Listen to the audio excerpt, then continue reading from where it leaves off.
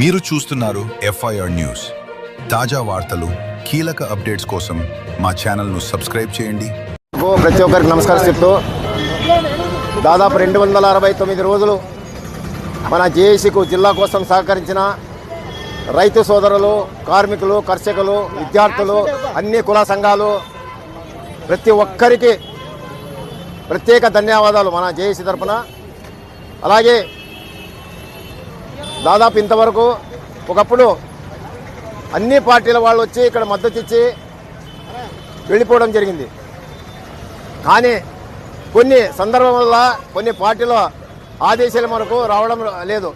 అయిన తర్వాత మన ఎన్డీఏ కూటమిలో ఉన్నటువంటి ఎమ్మెల్యే గారు మా శిబిరానికి వచ్చి అమరణ నిరాహార దీక్ష కూర్చుంటానని చెప్పడం జరిగింది. అమరణ కాదు, ఇదే దగ్గర కూడా రావడం లేదు. అంటే మీరు ఓట్లు తీసుకున్న తర్వాత ప్రజల్లో మాట ఇచ్చి మాట తప్పుతారా ఎమ్మెల్యే గారు? మీరు వచ్చి ఒక్కరోజు కూర్చుంటే కూడా ప్రజలకు మంచితనం వస్తుండే, కానీ మీరు మాటస్తులు కాదు. నేను సభముఖంగా చెప్తున్నా, జేఏసీ తరఫున ఎంత బాధ అవుతుందంటే, మనం అడగలేదు, నీవే రావడం జరిగింది, నీవే అమరణ నిరాహార కూర్చుంటాను ఆదోని జిల్లా ఎంతవరకు అని చెప్పడం జరిగింది. మళ్ళీ ఎక్కడొచ్చినారండి? ఈ పద్ధతి కాదు.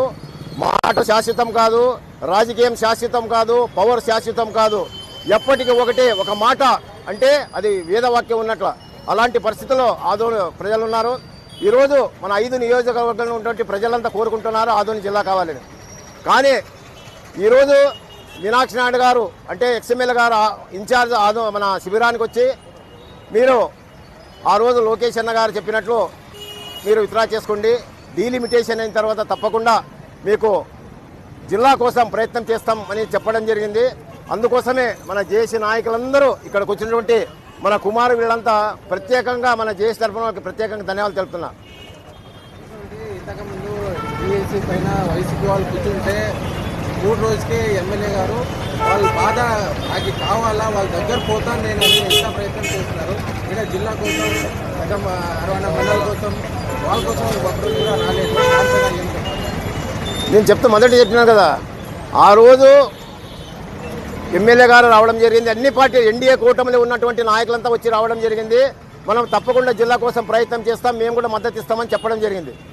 మళ్ళీ వైఎస్ఆర్ వాళ్ళు చెప్పినారు ప్రతి ఒక్కరు. ఈరోజు జిల్లా మా కాదు, మీ కాదు, ఎవరి కాదు, ప్రతి ఒక్కరికి జిల్లా అయితే ఆదోని అభివృద్ధి చెందుతుంది, అన్ని విధాలా బాగుపడుతుందని చెప్పి ప్రతి ఒక్క ప్రజలు కోరుకుంటున్నారు.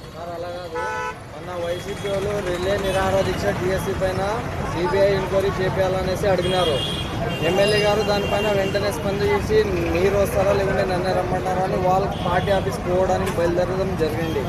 కానీ ఇక్కడ 269 రోజులు అయినా కానీ ఎమ్మెల్యే సార్ ఇక్కడ రాలేదు. దానికి కారణాలు ఏం సార్? ఒకటే చెప్తున్నాను, ఇది మనకు జిల్లా కోసం పోరాడుతున్నాం. ఆ పార్టీ ఎమ్మెల్యే గారి కానీ, వైఎస్ఆర్ కానీ, డిఎస్ కానీ మాకు సంబంధం లేదు.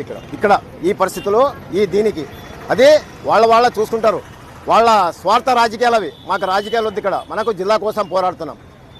దాని గురించి ఇక్కడ తేవద్దండి. నేను దానికి నో కామెంట్.